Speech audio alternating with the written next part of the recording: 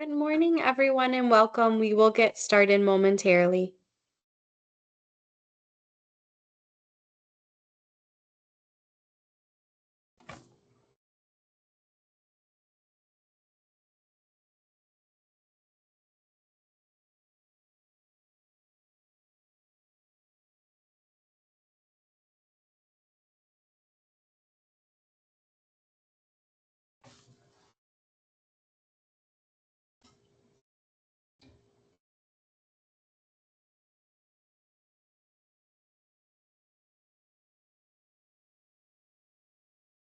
Good morning, everyone, and welcome. Thank you for joining us today for our webinar series. Today, we are talking about measuring leadership effectiveness, and I have Steve and Chris with me here today to lead the discussion.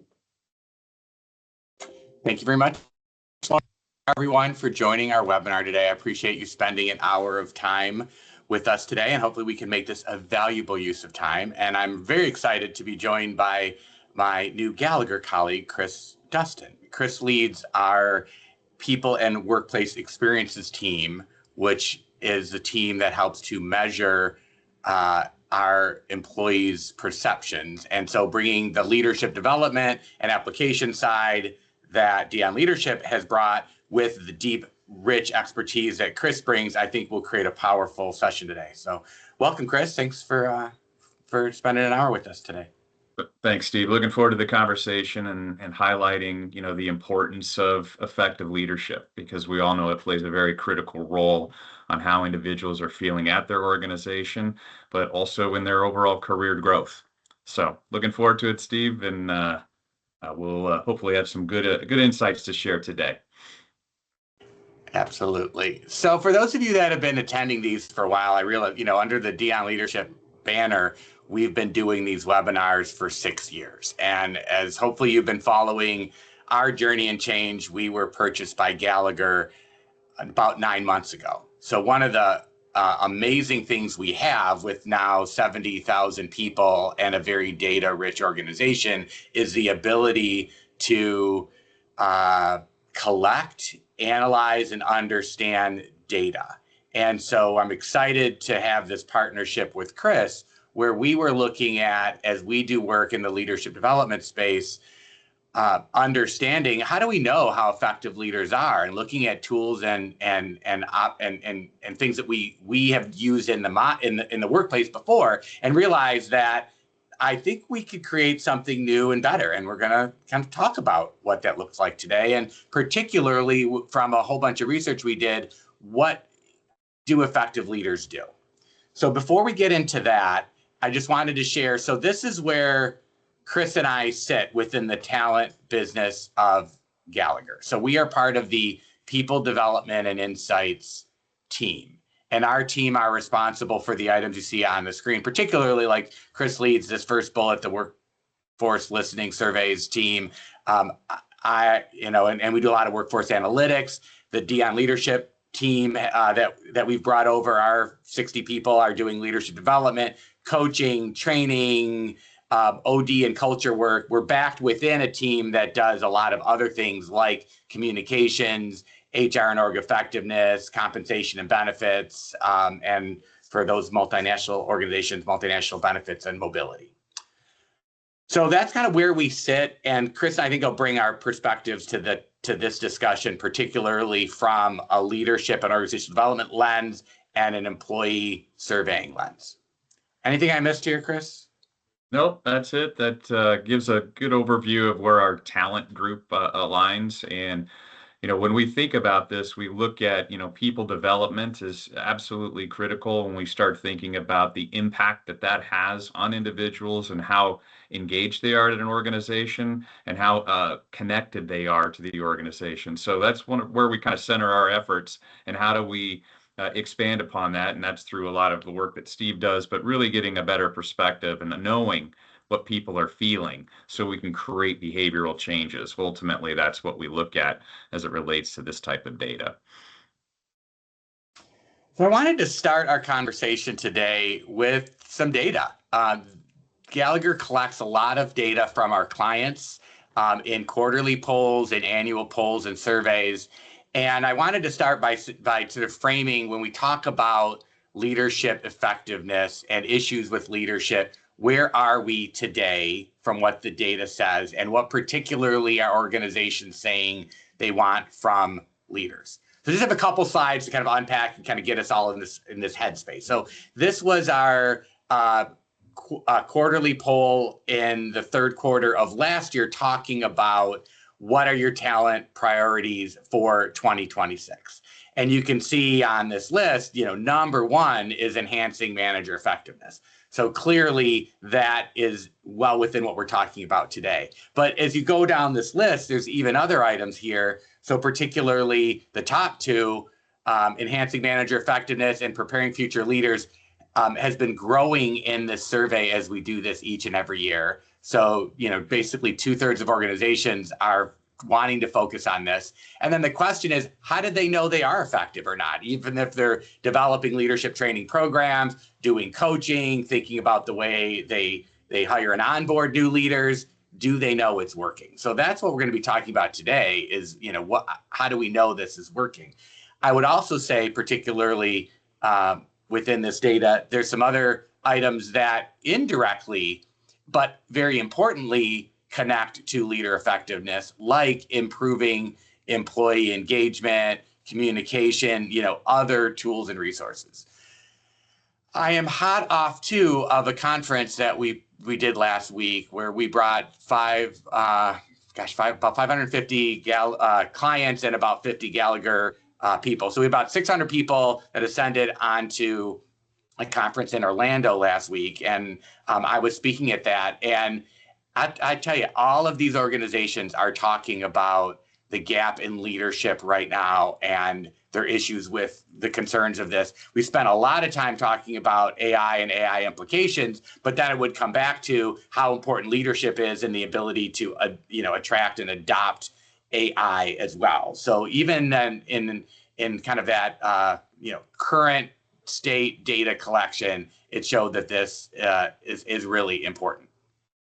The other item in our survey was, what are the most significant leadership and managerial competencies required for success? So 88% of organizations said communicating effectively. You talk about strategic thinking, building trust, adaptability.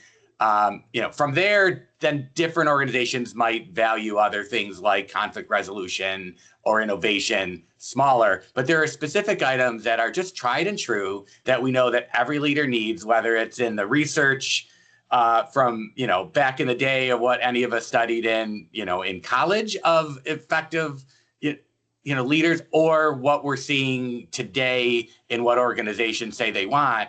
Are these things are really important? Again, how do we know that people are doing this well? And we're going to spend a lot of time talking about that. And then before we turn over to kind of what we're going to do, a little bit more data here. So what are the most important people metrics organizations are looking at? So employee engagement, really high on the list. Spent a lot of time talking about engagement, burnout, trust. These two items, I would say, again, are directly correlated to leadership effectiveness. And we're going to talk in a little bit about, is it important to measure employee engagement? Absolutely. But can we completely infer that if you have high engagement in one team, that the leader who's leading that team is effective? There's connection to that, but we don't have enough clear data within there to know that. And also measuring trust. Trust is a really difficult thing to measure. And then I would even say tangentially, turnover is directly connected to leader effectiveness. So whether we're talking about business metrics for success, competencies, or what organizations are concerned with, I think it's pointing to leadership is really important and critical. And then just to put a sort of cherry on this Sunday here, in our current quarter poll that we just did in this last quarter, what we identified there is that what organizations most need today. So a year later, we're still talking strategic clarity, coaching and talent development, communication and transparency, adaptability and decision-making. All of these for many organizations are what they say our leaders need to do to be able to have an organization that performs and achieves. And then sadly, where they're falling short, and this is from a survey with some anecdotal data of people responding and saying, I don't think our organization does this well, is coaching and talent development, communication. Basically, a lot of the items on the left, where organizations are saying, I don't think we do that well. But that's collectively. How do we know which individual leader might be a shining star at accountability and decision making, but might struggle with strategic clarity, for example? And how do we then develop each leader to rise to the occasion? And our belief is that there really aren't a lot of tools and efforts out there to make sure that we understand exactly how leaders perform and the impact of their work. So based on all of that, we realized that really in the marketplace, there aren't a lot of tools out there. Like, as I mentioned, so how do we measure these things? We're going to talk about what we can and do measure today, but in general, how do we know leaders are effective? In most places, all of that data is still around a whole bunch of perception. It's a lot of noise. It's a lot of, belief from where you sit on the mountain, but is it really what your employees think? Then where do you start if you want to have stronger leaders? We believe it is starting with having clear, actionable data and then doing something with that. So as Chris and I did this walk, that created our desire to talk about and understand what exactly we want to measure and brought us here today. Because we can see within the marketplace, there's a lot of different options on where data is truly being connected. So you can see three key areas that we typically see where data is being collected specifically on the leadership. We have obviously the anecdotal data, which, it can highlight specific instances, it can provide qualitative information, but the issue that we have with that, there can be some misinformation to where it can be a little bit subjective and potentially prone to bias as well. So it may not be as consistent across all of the sources when we're trying to utilize this as a data option. It's not meaning that we shouldn't have that incorporated, but it shouldn't be the primary methodology. We also see organizations that have used the 360 for many, many years to where, it's taking a look at different levels of the organization, as looking at peer, the direct manager, and obviously their leader's perspective on how a leader is doing and the employees. So when we start to think about this, we start looking at, well, what's the challenge within a 360? Well, it is somewhat of a heavy lift. There's a lot of moving pieces that comes from it, multiple individuals to really create perspectives and provide that insights.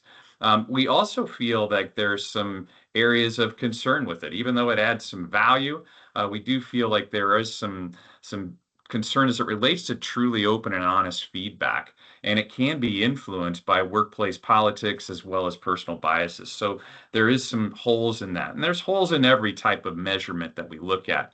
But engagement surveys is a cornerstone that we recommend, as Steve highlighted earlier, that organizations should absolutely do engagement surveys because it definitely gives a broader understanding and perspective of how people are feeling within the workplace. And there's always an element of leadership that is incorporated into the engagement surveys, where we look at senior leaders, but we also look at the direct supervisor, how they're performing, how they're doing. And it gives us some ideas and some insights as to where we're seeing strength, but also weaknesses. But when we think about this, it only gives us a piece of the puzzle. It doesn't give us truly the depth that we're trying to understand within leadership effectiveness. And that's one of the reasons why Steve and I have talked about this more, say, well, how do we get to that next layer? And that's where we started to uncover what we can do within a leadership effectiveness component. So let's go to the next slide. And just the perspective of employee listening. So this is something that we hope that all you are doing, and that you are all kind of thinking about what are we doing to capture feedback from our employees. There's so many different types of methodologies out there as it relates to it: annualized surveys, quarterly pulse surveys, a daily survey, maybe on one item. I mean, there's a lot of different methodologies, but ultimately your focus is how do we create the appropriate listening process that works with our organization? And again, we look at engagement surveys, we look at pulse surveys to capture some of that insights, but that leadership effectiveness is where we were starting to see a little bit of a gap. To truly get into the depths and the true understandings within that. Because if we create that strategy, we can deepen the relationship, deepen the understanding, and truly get information that we can create and capture the overall action plans to create stronger, more effective leaders within the organization. So we can't do that without having some data, some insights, and some qualitative information that employees are capturing and providing to us, so we can evaluate that and truly see where are some of the gaps that needs to occur. So if we go to the next slide, you'll kind of get a perspective here of kind of our approach. And, as Steve mentioned, one of the things that our team has been doing has been surveying individuals and organizations since 1974. So we really have a strong depth and understanding of the methodology to capture feedback, to capture insights from employees that translates into positive change. So this just gives you some things that we do a little bit more than maybe some others as it relates to benchmarking, predictive metrics. We utilize advanced technology to truly understand what's going on within the approach, because ultimately what we're going to be doing is focusing in on the leadership effectiveness, because as Steve will show you on the next slide, is there's a little bit of a gap that we've been talking about that we want to narrow. And it's sometimes employees and leaders, they forget about the importance of developing their overall leader because of that impact that they have. In fact, when Steve was mentioning about turnover a little bit earlier, we find through our data that roughly about 50% of the voluntary turnover is connected to some level of leadership, either in trust, either in the relationship that they have or the value that they have specifically with that leader. That's almost half of the reasons why people leave. We do also see some high levels focus on compensation of others, but leadership is truly the key marker that we see.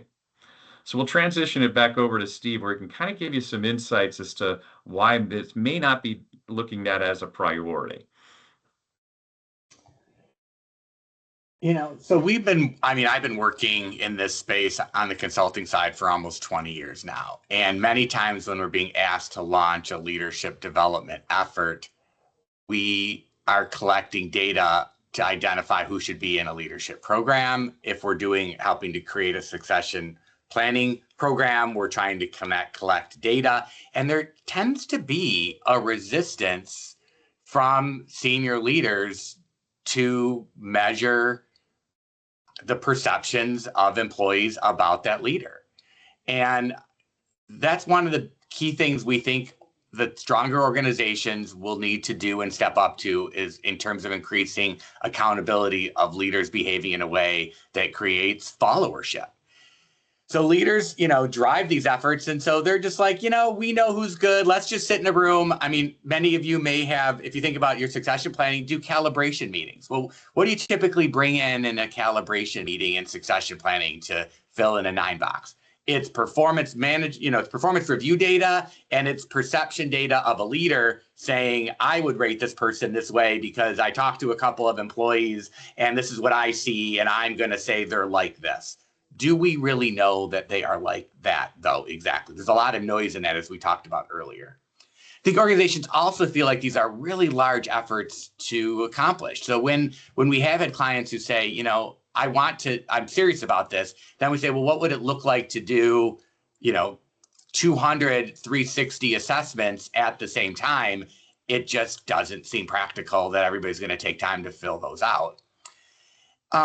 And then last, there's sort of this, I think, unspoken belief that, especially in terms of the people that report to you, maybe not your peers or your boss, but there's going to be some level of being at odds with the employee because you're holding them accountable, and sort of it's okay if you have some employees that report to you that may not think that you're good. And we just sort of tolerate a system of mediocrity. And what we do know is strong leaders who have strong business results, hold their employees accountable, but have really strong followership from every single employee, and they work to make sure they have everybody in alignment so that they are, enjoying the work that they do, and they, step up every day to the work, and they get feedback, and, there's a place of accountability. So we need to say, how could we help our organizations create maybe more of an easy button to collect and measure leadership effectiveness? And first, I think it starts with, what is that model? Like, what exactly are the items we want to measure? Because there's all, if you go to any Barnes and Noble and go down the leadership or business aisle, there's not a shortage of leadership books, in terms of saying what effective leaders are. So we're coming up with the point of view. I want to share that with you, what that exactly looks like. But before we do that, I wanted to get some of your voice in the room here. So we're going to launch a poll, and we have 4 options for you. And I wanted to see, just in terms of where you are today, how do you know how effective your leaders are? What do you do right now? Do you evaluate informally? Do you infer from employee surveys, like do engagement surveys? Do you have another tool that's specific, like we're talking about today? Or honestly, you really don't know. Like, we don't measure, we don't really talk about it, we just sort of do. Give you a few more minutes to respond to this.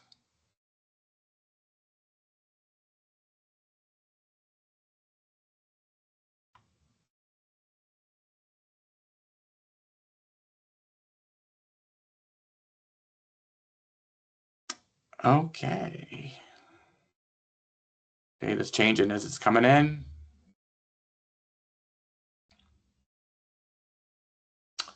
Okay. Can we can close that up, Lauren? What I see, I don't know if everybody sees this on the screen or not, but we have A is 33%, so they do you do informal calibration meetings. My data's changing a little bit here. Is 30%. Infer from engagement surveys is 38%.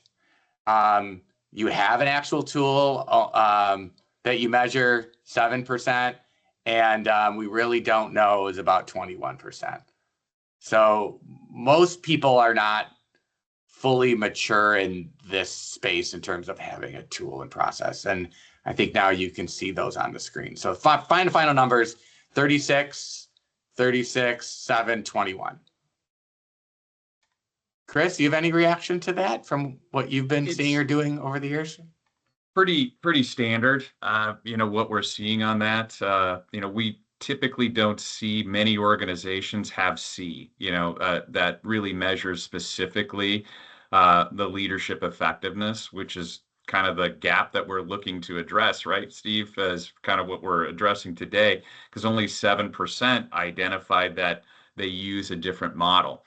Now, you use this in concert with an engagement survey, it creates even a greater depth in understanding how people are feeling specifically within their leaders. So I actually am glad to see these results, because it just heightens the sense of the importance of what are we doing to measure and to truly understand the effectiveness of leaders. Yeah, I'd be interested too if anybody wants to share in the chat, for those that do calibration meetings, like, how do you feel about that? Do you feel like you use some sort of informal ways to get really, really good data, or that possibly you're bringing in information into those meetings that may be sort of political in nature, or some filtered data that could create some bias in creating future talent management plans? So let's move on. So why do we think measuring this matters? One of the, as we've already talked about, and want to kind of put punctuation on this point, is leadership effectiveness is one of the strongest predictors of organizational success. So for your C-suite leaders that talk about, it's about strategy, it's about process, it's about efficiencies and culture, I think there's a whole bunch of data that would show that leaders are the ones that are driving that work happening. So it's really important to identify leadership strengths and gaps so that you can affect retention, engagement, performance. We also want to reduce any risks by addressing proactively rather than reactively. I mean, we get called all the time with, can you coach this leader? We just found out that all these things were happening at this remote site with some behaviors that are not effective. And it's been going on for a long time and nobody raises the flag to say anything about it. They just sort of tolerate that and people quit and there's burnout. We have a huge project going on right now where, I think it was like 9 out of 11 people in a job category left. And the organization just didn't, have a pulse on leadership effectiveness. And now we're helping to kind of right that ship and figuring out what all the dynamics are, including the leader.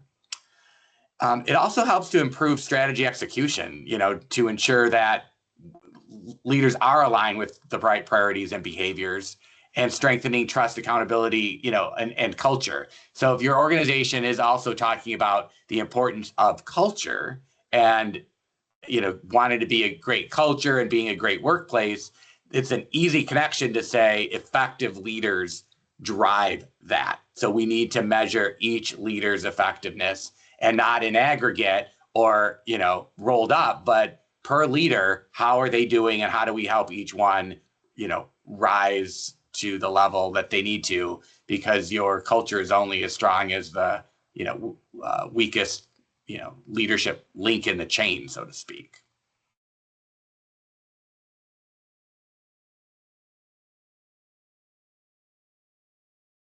So the survey we created here was a standardized tool that would measure this work. Chris, do you want to unpack this for us?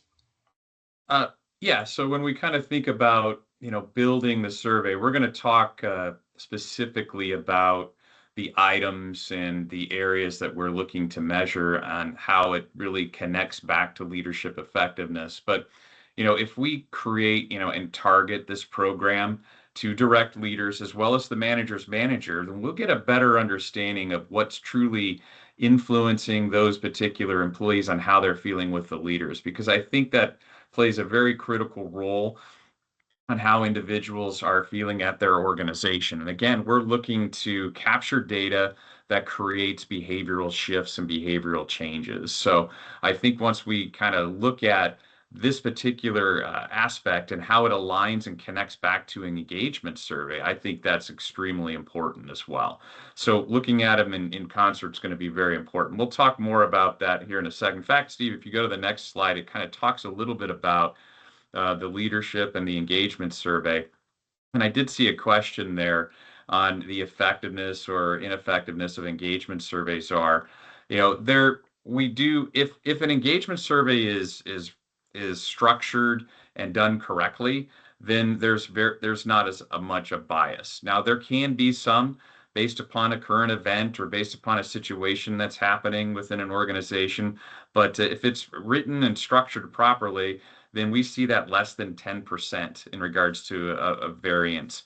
In addition, if your organization looks at results and they evaluate, anybody streamlining, in other words, just basically it's going right down the middle or whatever, that can create some additional noise. But if you look at that along with other metrics such as turnover rate, some of the other KPIs specifically within the HR field, then we won't see, hopefully if they're connecting and aligning with one another, then we won't see really the inefficiencies of utilizing an engagement survey. But again, as you can see, it measures on how people are feeling about their overall work environment, while the leadership effectiveness survey really assesses the overall leadership behaviors, how they're really shaping those particular feelings. So there are some differences between the two, and you can see them listed on the right-hand side, where we're still wanting to capture and understand the level of engagement no matter what. Even with our leadership effectiveness survey, we still want to truly understand it because it has a profound link and connection to leadership effectiveness as a whole. So we're trying to gain some insight more specifically within those individuals, but yes, also more holistically, because we might be identifying and seeing also areas that maybe divisions or departments or areas that are having some struggles overall as it relates to leadership development. So that can be a way to kind of pinpoint where we need to focus our time and our efforts within those action plans. Because ultimately, any type of data or any survey that you all do, you need to create positive change. If you have the data, then you need to take it and utilize it and implement it in the most effective way possible. So let's break down the Hey, overall Chris, let me just leadership. share Oh, too. Let me sure. just share too. I think for those that want to know kind of more granularly, so in an employee engagement survey, we may have an item statement like, in my work group, this happens. In my team, this happens. On the leadership effectiveness survey, it's my leader does this, my leader does that. So it's very specifically capturing data about how the leader interacts with them versus inferring in an employee survey if somebody answers a question, I understand what's expected of me. That may or may not be the coming from the leader. It may be because we have a really good performance management system and a tool that drives that, or the job's clear, or my buddy next door to me told me what's expected of me. But we're taking away the noise of that in a leadership effectiveness survey by specifically asking the leader's role in those items. Just wanted to And clarify that. mhm. And when we take a look at the Gallagher Leadership Effectiveness Survey, we love acronyms here at Gallagher, so it's the GLES. It's research based on the data that we've captured and collected over the course of many years. You'll notice that it's broken out into 8 distinct categories. Now, we're going to break down each one of those categories as to kind of what it's measuring and why it's measuring that. We want to just break that down so you get a better understanding of why these things are truly important. A couple other things I want to highlight here is we have a leadership effectiveness index, an LEI, and that's based out of 8 core items within the survey instrument. And that helps give us kind of that overarching understanding of how effective that leader is. We're going to be looking at how they manage change in regards to sharing out the reasons why. Can they make specific and strong decisions? Do they recognize accomplishments? Do they adhere to the rules and standards consistently and effectively? Do they explain their overall thinking while making decisions? And also some other areas that we look at. How do we build and treat each other with dignity and respect? So specifically within the leaders. So that LEI gives us a really strong interpretation and understanding of how they are doing overall. And that gives us a good marker. We also did want to forget about the leader's leader. So we want to get some perspective as it relates to how people are feeling on their leader's leader. And that's very important because there could be a breakdown of connection between those groups, lack of understanding, or whatever the data may identify. But we need to get some perspectives on that because oftentimes when we do these types of surveys and we capture this data, there is a gap between how employees are feeling and how senior leaderships are doing, or even their direct supervisors, leaders. So there's gaps that we don't want to we want to close during this particular evaluation. And of course, we always want to capture some qualitative information. That's why we have some open-ended comments so we can capture some insights as to how they're overall feeling. But let's go ahead and break down each one of these categories so you can get a sense of what it's being measured and why we're doing this. So we go down to the next slide, you're going to see the communications and sense making and why we're measuring this. Well, as we all can understand and know, in fact, when Steve was sharing some of that data, what it was connected to, it was connected to communication, making sure that people are consistent in their communications, their expectations, their priorities.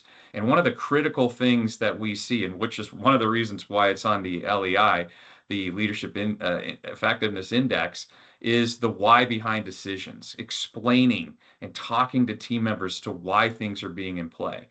I think that's really important, specifically in any type of change, which we're in organizations, change happens each and every day. But if we're looking at how a leader effectively utilizes this communication to educate, reinforce, and reiterate what you're trying to accomplish, we see some value. So Steve will give you a little bit of information as to why it matters, but that's the focus on why we're measuring it.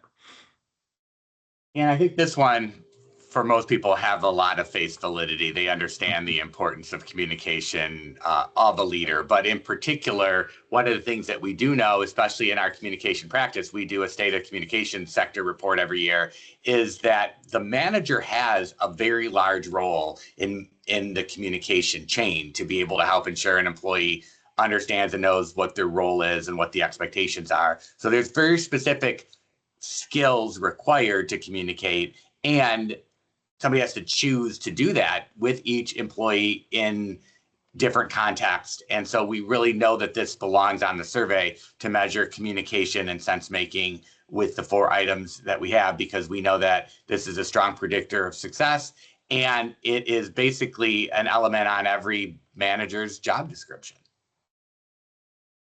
Let's go to the second one. And one of the things we see the biggest gaps on too, Steve, when we're evaluating the employees. Yeah. As we saw with the slides I set up at the beginning, like communication was high up there. So whether it's our small pulse surveys, larger metadata surveys, communication's always in there. And I would say every leadership development program that we've taught over the last, 20 years has some element of teaching communication. Absolutely. And see sometimes falling short is how do managers and leaders build trust, build credibility.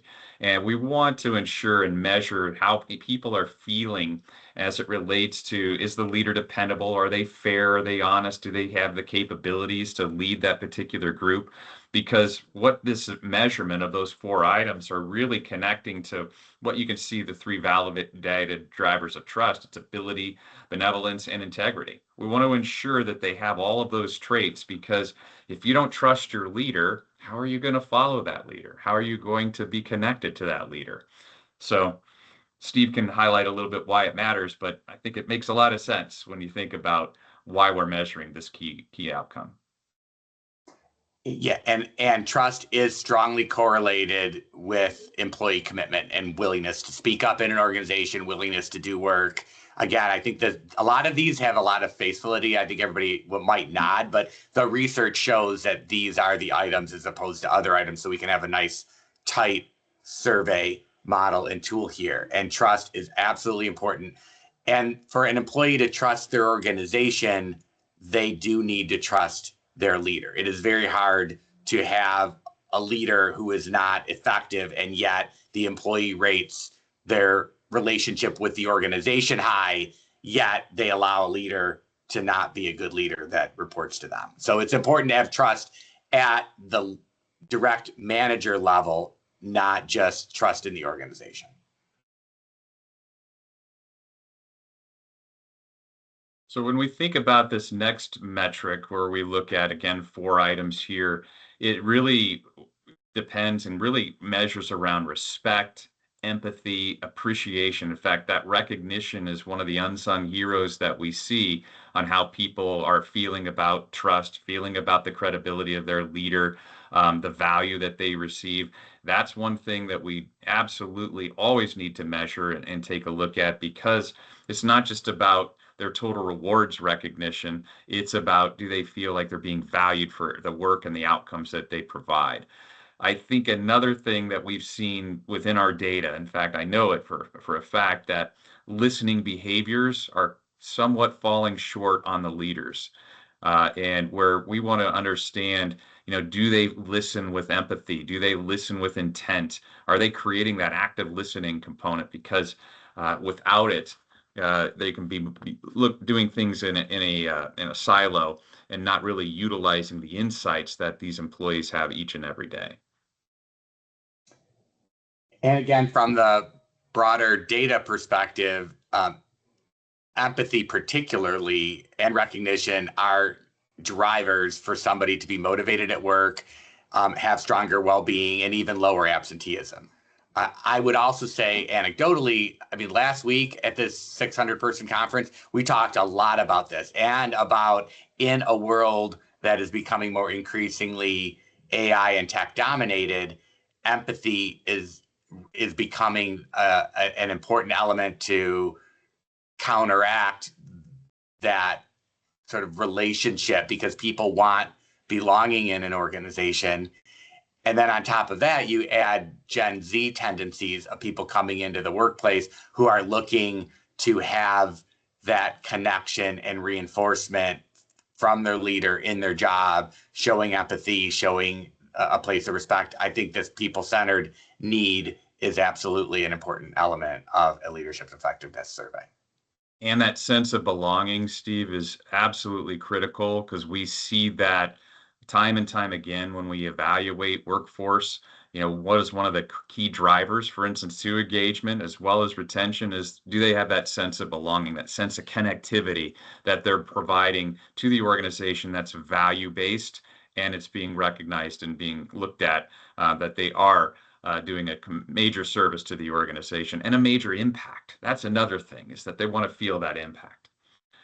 So integrity and role modeling, again, 4 items that we look at, but as you can see here, do they walk the talk? Are they doing that? Are they kind of evaluate and understand the organizational values, and acts ethically? It's very important, especially under pressure. Are they holding folks accountable? Are they being fair?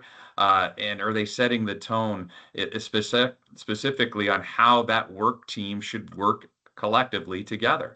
What kind of behaviors are you trying to instill and have people follow? So that measurement is very critical, so we see that level of integrity, but also how they're being modeled in their day-to-day work. And employees watch what their leader does as the signal of what is important here. So culture comes from the behaviors of that leader, not just what the plaque is on the wall. So this is where this one is absolutely critical, is that are they role modeling what we say that we want to do around here? Because naturally you're going to follow your leader's lead in those behaviors. So it's really important to not just espouse it down, but to do it. So this is an important element to measure and to give leaders feedback on, to see how it's landing, that maybe they think they're role modeling and having integrity, but their employees don't. And then if not, then being able to help them close the gap on that. So we're halfway through the list. Let's keep going. Yeah. One more, there we go. Authenticity and transparency. So this is, do they feel like employees or the direct leader is self-aware? Are they authentic in their communication? Do they act with candor? Are they also willing to embrace and accept feedback? Do they understand and listen to what they're trying to do with their employees, creating solid interactions, open and honest communications? And that's really important, because it kind of connects back to that reason why behind decisions, but being a part of that process and really having a discussion. Oftentimes we leaders don't take the time to truly explain things and have employees be a part of those decisions where possible. And that's where we see a little bit of a breakdown. So making sure that employees feel like their leaders are authentic is absolutely critical on their overall sense of well-being, specifically to the leadership. And this is uniquely different than role modeling, and it's uniquely different than trust. They are connected, but they are definitely different. Employees are expecting somebody as a leader who is a human first. That's where authenticity comes in. Somebody who will, be real, admit their mistakes, talk about things in a real way, being very transparent. This also helps drive trust and other, communication behaviors in an organization.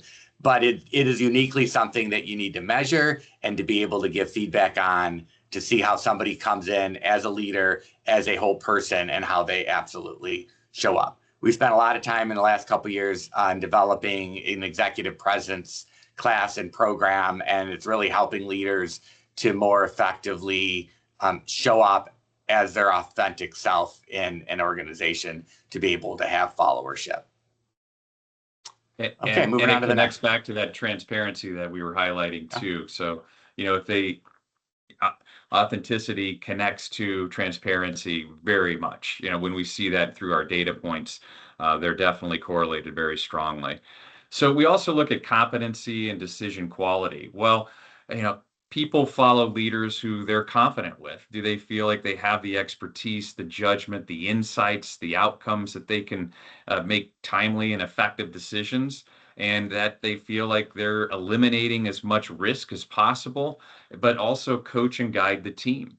So that competency, you want to follow somebody that is competent, that exudes expertise, and that you can learn from. And that's what we're looking for to measure this. And this tool again is measuring leadership effectiveness. This wasn't meant to be overall effectiveness in your working style. That Right. said, competence obviously is important to somebody's ability to make strong decisions every day, but it is directly tied to leadership effectiveness in that if an employee doesn't think their leader is competent to understand data, the business, our customers, then these other measures we've been talking about are going to be impacted there. So that's why competence and decision quality shows up in a leadership effectiveness particular measure, and not just overall, productivity or high potential effectiveness. When we think about the next one, development and career growth, well, that has a very large impact on how people are feeling in an engagement aspect. But one of the things that we see that's slipping a little bit is are leaders true employee developers?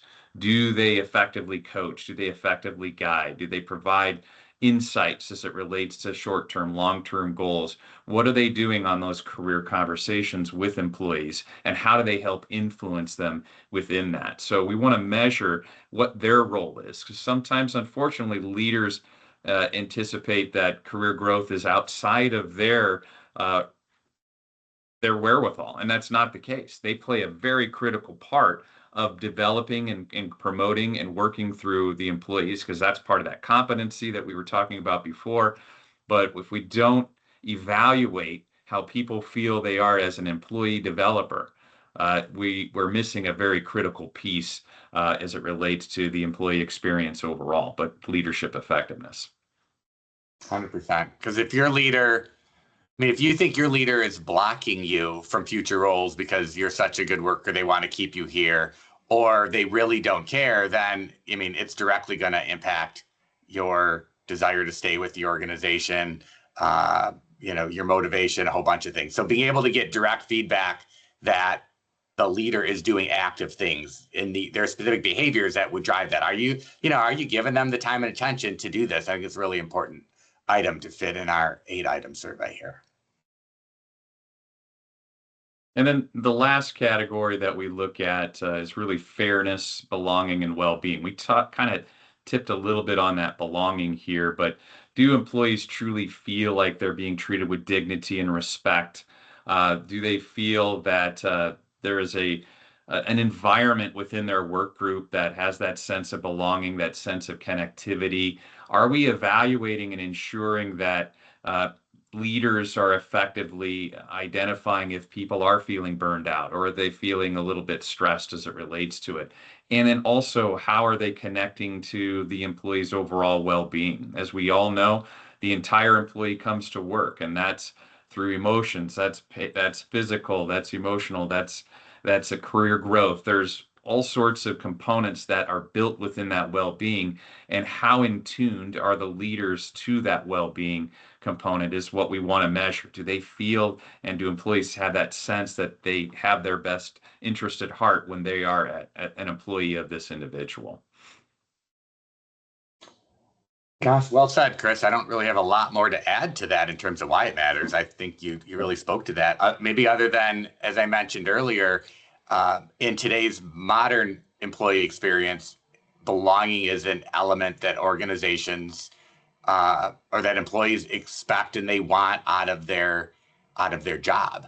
And it isn't just the programs that HR can create; it's the manager's role in how they allow those programs to take shape and get reinforced within their own work group. So that is how in all the research we found that this belonged in a leadership effectiveness survey. This isn't a nice to have. This is an element of effectiveness to drive an employee wanting to stay and be productive at an organization. Absolutely. So when we measure all of this, we need to look at, well, what does it all mean and how do we create action? So we've looked at a couple of different scale points here that we can evaluate through some deeper analytics, such as retention, where we can look at the LEI, which is that leadership effectiveness index versus intent to stay. So one of the components of our engagement index, also which we include into the leadership effectiveness survey, is intent to stay. So are we seeing there a direct correlation or direct connection between how the leader is performing and or is there a higher propensity of people considering leaving? We can also look at some other areas of evaluation, such as, do they have a high LEI and also high engagement? Well, then those are folks that we're seeing as great energy, we want to scale these across the organization. You can also see where they have high LEI and low engagement. Well, they're capable, but something is disconnecting them. It may not be truly the leader. There might be some other elements that are impacting how those folks are feeling. Then, of course, we start to see, low LEI and high engagement. They may love what they're doing at the organization, but there is a concern as it relates to how they're feeling specifically within that leader based upon those 8 elements that we're evaluating. And then, of course, we're starting to see that critical zone. In other words, where there's low LEI, low leadership effectiveness, and low engagement. Well, that's where we start to have some real large concerns or areas of how do we help promote these leaders? How do we provide them with the guidance and the insights that they need to become more effective and to create better overall outcomes? One of the things that we have is a tool called Knowledge Now, and the Knowledge Now is a very effective model and system that allows to have data at your fingertips, and that goes for the leader levels within the organization, because it is tough when we start to think about there's going to be within this leadership effectiveness, there's going to be leaders that are excelling and others that are not. So how do we bridge that gap? The system helps us determine and identify truly what are those leaders that are performing quite well and which ones that are not. We can do analytics through the qualitative, where we have AI centered analytics that looks at categorization, sentiment analysis, and so forth. And we have other heat maps that really give us a strong perspective of how people are feeling. In fact, if you look at the next slide, it just gives you kind of a visual of what I mean by a heat map, that we can start to see, based upon how they're ranked through that leadership effectiveness inbox or index, and then across those particular categories, well, we can start to see where there's patterns. Are we seeing consistencies? Where are we seeing the most heat, basically, as it relates to the leaders? And how does that connect back to engagement or other business outcomes that can be incorporated within this heat map? So as you can see, there's that blue box around there. Well, these are leaders that we may want to spend some additional time with, provide additional coaching, guidance, awareness as to what we're seeing specifically that they may need some assistance on. And that's where Steve's team and group has just great resources, great trainings, great education to say, okay, once we see this particular data and what's really driving leadership effectiveness, that's where we can go in and really build some tools, build some outcomes that that your leaders would absolutely love to have, and teach them how to become a more effective leader. But first, you have to analyze it. Then you get the data, and then that's where it comes in the solutions. And that's the marriage that is so powerful between when the Dion team came to Gallagher, where we have this capability to really survey effectively, but then also have that expertise and knowledge from the Steve's team to really build those action plans and how to enhance efficiencies of leadership. I know, Steve, you probably have a lot more to say on that, but just wanted to give a preamble on how that's kind of connected. Yeah, no, thanks, Chris. Oh, I appreciate that. And I'm looking at this data, and this is where, I light up. I know our team lights up when we're trying to create effective leadership development programs for organizations, and a talent management leader is saying, this is what I think this population needs, but we really don't know. And in some organizations, I could see, there's some cultural element that maybe, people-centered leadership is sort of the lowest one amongst everybody, because that's just how we operate around here. So you could imagine sort of this cultural lift if we all said, gee, the collective scores of these 8 are low because that's not something we value, and we could raise that. But also by person, to be able to know who should get the development they need and who is a strong leader that maybe they're the quiet one. David, number 2, might not, spend a lot of time up a level or 2, but he's out there doing some great work, and that should show up in the succession plan. So there's a lot of succession planning applications here. There's leadership development applications. There's individual coaching applications. And I really particularly love the tool that we have. So imagine if that each of your leaders, if they were part of the survey, have their own dashboard to see their own data and play around in it. It can be confidential and rolled up. It's not by person, but you would see it all. And then if a leader has multiple direct reports, they could see all of their data. And then you as an HR leadership team could see it rolled up together and be able to see trends and what's going on in an organization. And it's a place where you don't have to infer that your engagement data is exactly leadership data. And you don't have to try to run 360 assessments and do some kind of analysis yourself on those. Or you're not just filling out a survey that's like, hey, what do you think about this? And you have an N of 1 on how a person's doing. You see it across the business. So I'm just really excited that we have a tool like this. And I don't see it out in the marketplace. When we went out to look at, should we build this? We're like, well, who has tools like this? And they really aren't measuring. There's lots of things being measured, but measuring this simply and this way is not something that we really found out there directly. So before we close, though, we have 4 minutes left. I wanted to ask you and get a pulse, honestly, about, do you think measuring, and whether you use this tool or your own, or you took the 8 items yourself and did a survey, like, we're just hopefully bringing value and insight to you for doing other things. And if you can take this research and these elements, and use it in your business, happy that you can do that. But either way, just very curious, what do you think, if you could answer, like, how likely would you get sponsorship to do something that is this directed at a leader? Like, what's the lift in your organization? We're really kind of curious to see that. And as this is coming up, one of the questions earlier, I don't think we answered the second part of the question, which was, about employee surveys. Will people fill them out accurately?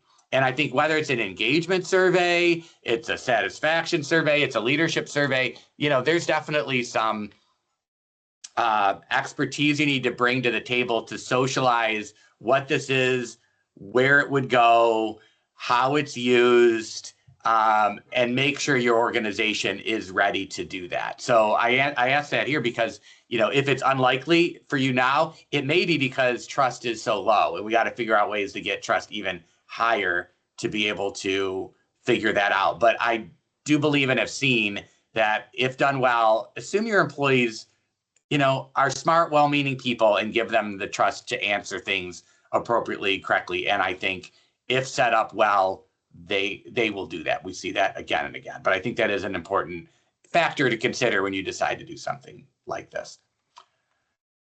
So we've got a little bit across the board in the results here, just so you know. It's got about equal amounts of likely, somewhat likely, unlikely, and a little bit of very unlikely. So thanks for that. In closing, though, I know we're at the top of the hour. 2 things I wanted to share too. In the chat, hopefully there should be our leadership effectiveness survey. And I wanted to put that in when we were putting the data in up front, because it's another measure. We didn't have time to cover that, but it's another measurement tool for measuring the impact of particularly the application of leadership coaching. So we thought you'd appreciate that. We'll also, when we send the replay out in email, we'll include that as well. And then we included the brochure on this GLES survey and what it looks like, and wanted you to kind of understand if this is something you would consider, what that might look like. And Chris, I think we covered most of these items already. I think we hit the points here. Anything you would add before I go to the closing slide? I don't think so, Steve. Just thank everybody for their time and attention. So last thing I was going to say, if you want our course catalog in the Gallagher format and you want to be able to sign up to be on the distribution list of things that we're going to produce through Gallagher, here's a QR code for that catalog. And if you sign up and download that, then when Dion sends new things, you will get those. And also, I just wanted to share, we are going to be at ATD conference. So if any of you happen to be in LA in a couple weeks, May 17th through 20th, we are going to be having a booth 2028. Would love to connect with you there as well.